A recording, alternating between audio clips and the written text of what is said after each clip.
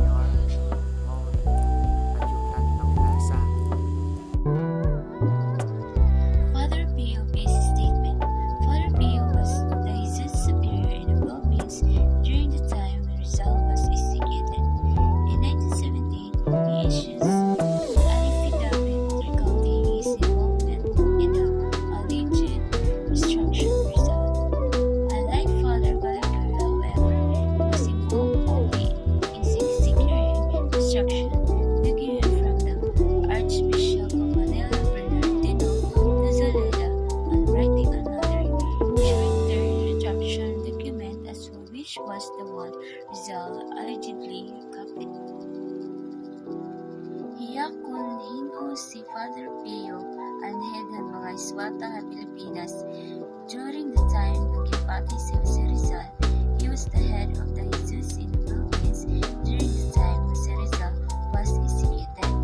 Ang iyang statement, nagimaya in official statement, affidavit na 1917 about ang iyang part na istorya. Ni Rizal, ang iya criticism kontrahan simbahan na retraction. He made an official statement in 1917 about his part in the history. The Rizal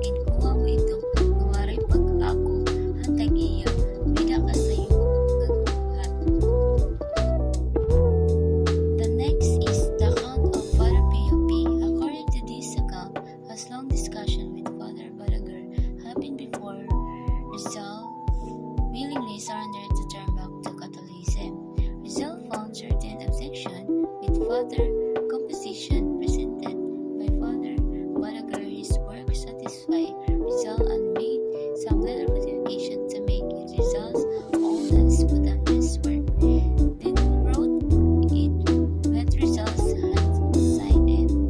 Beneath Rizal's signature, the chief of the picket, Juan del Fresno, and the commandant of the plaza, Eloy Moire, as witnesses. Mga pagbabago ni Rizal. May da mga objection ni Rizal. Una nga mga version na instruction nga gipresentahan niya. Nagimihin pitira nga gudiyay nga pagbabago para maging iya good. Tapos pagsulat niya inigamit ang iyang amot and gipirmahan. Rizal had some objection to the first version of instruction that was represented. Dahil he makes small changes to make it his own, then wrote it by hand and signed it. Ang mga saksi, ang chief han mga gwardya, Juan del Fresno, and adjutant han plaza. Ang mga saksi han pagpirmahan instruction document. The chief of the guard under adjutant of the plaza witnessed the signing of retraction document. For example, kung may tao na nasa gitan himo ang tanan para mapabuli pero gipasangin iya nga na may sala, ang iya pagsasalin nga mahimo magpatuod nga maray iya sala. Rafael Palma's critical analysis. So, Rafael Palma is a lawyer, writer, educator, and politician. Was the author of Biografia de Rizal, a work on the life of the national hero which won a literary contest in 1938, sponsored by the Commonwealth government. The publication of the book, however, was postponed because of World War II and only saw print in 1949. That same year, an English translation by Roman Ozeta with the title Pride of the Malay Race was published by Prentice Hall, INC, in the United States. The story of Rizal, alleged retraction, is found in chapter 32 and 33 with Palma's analysis in the later chapter. So next is the analysis of Rafael Palma. According to his analysis, the retraction of Rizal is a hearsay with the following reason. First, the document of retraction was kept secret. So, this document would be made public to correct the misinformation and maintain transparency. Number 2, petitions were denied after the Rizal family asked for the original or copy of the retraction document as well as the marriage certificate with Josephine Bracken. So, the Rizal family requested the original or copy of Jose Rizal alleged retraction document and his marriage certificate with Josephine Bracken. However, their petitions were denied, sparking controversy and debate about the authenticity and existence of this document. Third is Rizal burial was kept secret. So Jose Rizal burial was indeed shrouded in secrecy. After his execution on December 30, 1896, his body was buried in an unmarked grave at Bacol Cemetery in Manila. So the exact location of his grave was not publicly disclosed at the time, adding to the mystery and intrigue surrounding his final resting place. Number 4, no masses were held or funeral held by the Catholics on the death of Rizal. So, following Jose Rizal execution on December 30, 1896, the Catholic Church did not hold masses or a funeral for him due to his perceived criticism of the Church and his excommunication. This decision reflected the complex and often continuous relationship between Rizal and the Catholic Church during his life. So number 5, he was not buried in the Catholic cemetery in Paco. So, Jose Rizal was initially buried in an unmarked grave at Paco Cemetery, but it was not within the Catholic section due to his excommunication. The exact location of his grave was also not well documented at the time, adding the uncertainty surrounding his burials. 6. The entry in the book Burials of the Interment of Rizal body is not made on the page with those buried on December 30, 1896. So the burial records for Paco Cemetery did not include an entry for Jose Rizal on the page for December 30, 1896, the day of his execution. This commission has contributed to ongoing debates about the exact location and documentation of Rizal burials. Austin Cotes critical analysis. Austin Cotes' interest in Jose Rizal began when he was Assistant Colonial Secretary and Magistrate in Hong Kong in 1950. His first study in Rizal was on the latter's years-long stay in Hong Kong, 1891 to 1892. At that time, many of the personalities who knew Rizal were still alive. This early awareness on Rizal eventually led to the writing and publication of his book.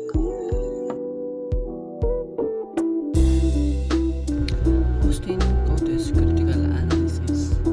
Rizal Philippines and Martyr or Oxford University Press in 1956. The first Rizal biography written by a European since fade away is Escritos del Dr. Jose Rizal by Wenceslao in 1907. The second edition of the book was published in the Philippines by Solidaridad Publishing House in 1992. Other analysis of cells, retractions, and other events that happened before his execution are found in Part 7, Chapter 5 of the book. The analysis of Austin Coates. According to his analysis, the retraction of Rizal was an examination fraud. It was a fair, wanted Rizal's retraction. There was no signed letter of retraction because Rizal knew so well the damage such a letter would do him. It is incredible that they would not give him Christian miracle, which the two Jesuits at the execution did. Rizal's family found difficult to accept retraction of marriage. They know if he retraction in 6 a.m. communication with his mother. Balaguer made no mention of the last note that Rizal wrote, which is an ultimate